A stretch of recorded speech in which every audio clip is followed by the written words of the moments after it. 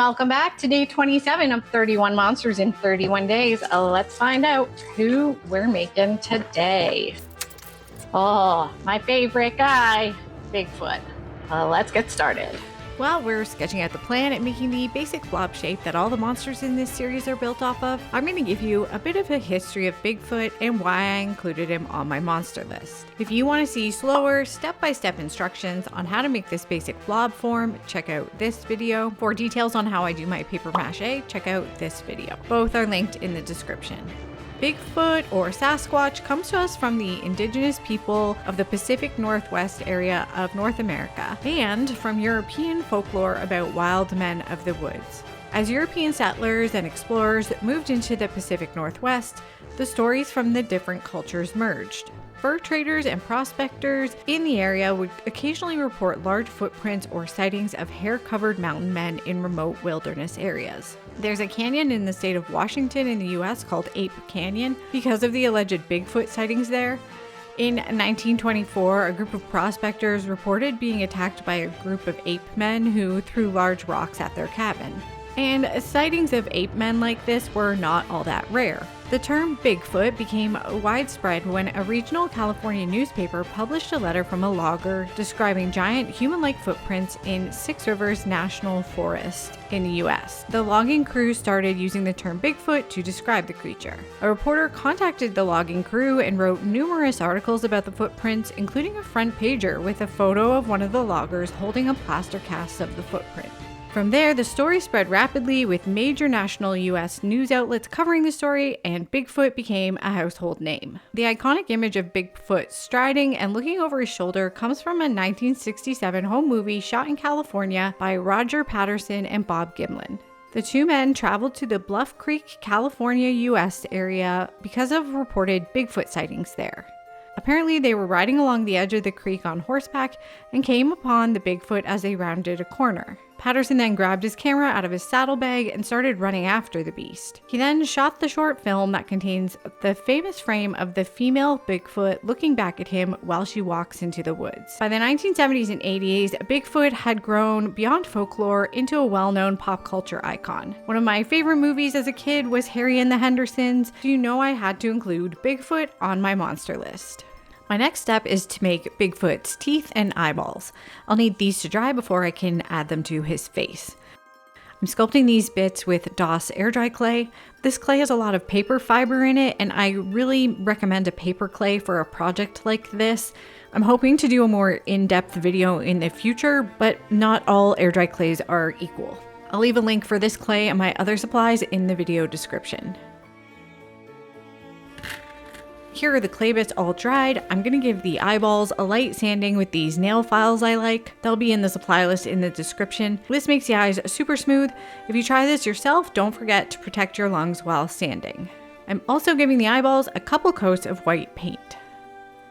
When the paint on the eyeballs is all dry, I'm going to put on some pupils. This is actually a great hack if you're not great at painting little circles. You can just use a regular old office hole punch to cut a couple pupils out of some black sticker paper and then stick them onto your clay eyeballs. With this method, you definitely want to seal the eyes with a top coat. I'm using some glossy UV resin. This will lock those pupils on there and give the eyes a nice protective glossy finish.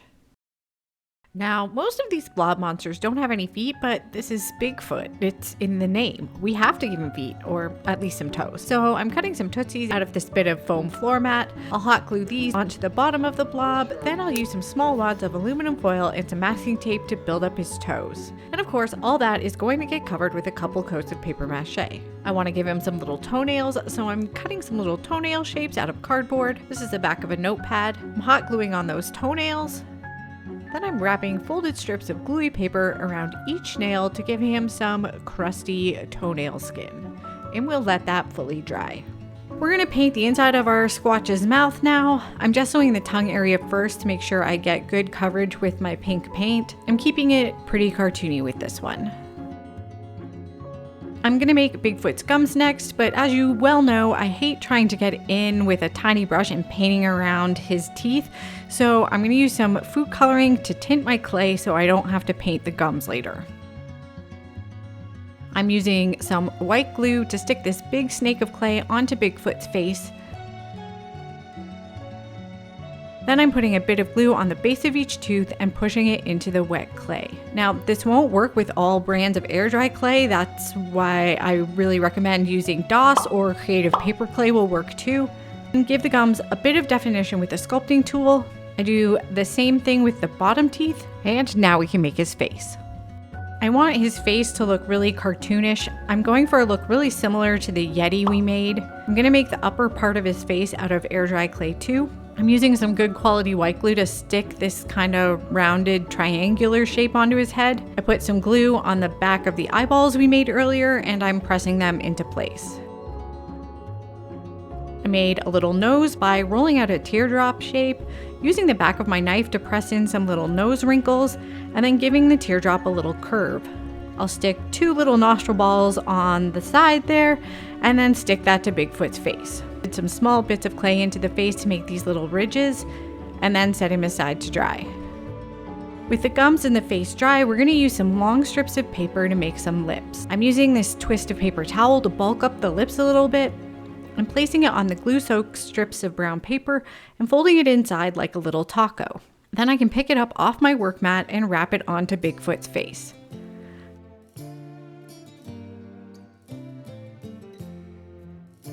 I'll do the exact same thing with the lower lip. I'm locking on the lips with some smaller bits of paper mache over the edges. While I'm here, I'm going to base coat this part of his face in this raw sienna color. I'm excited to get some paint on there. And I'm letting that paint and the last little bit of paper mache dry. When dry, we're painting his lips and his feet.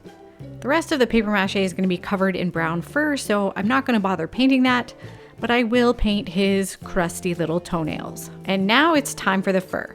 So the fun thing about when I was buying this fur at my fabric land, there's this really cool woman who works there, and she did the thing that we all love where she's like, "So what you make it?"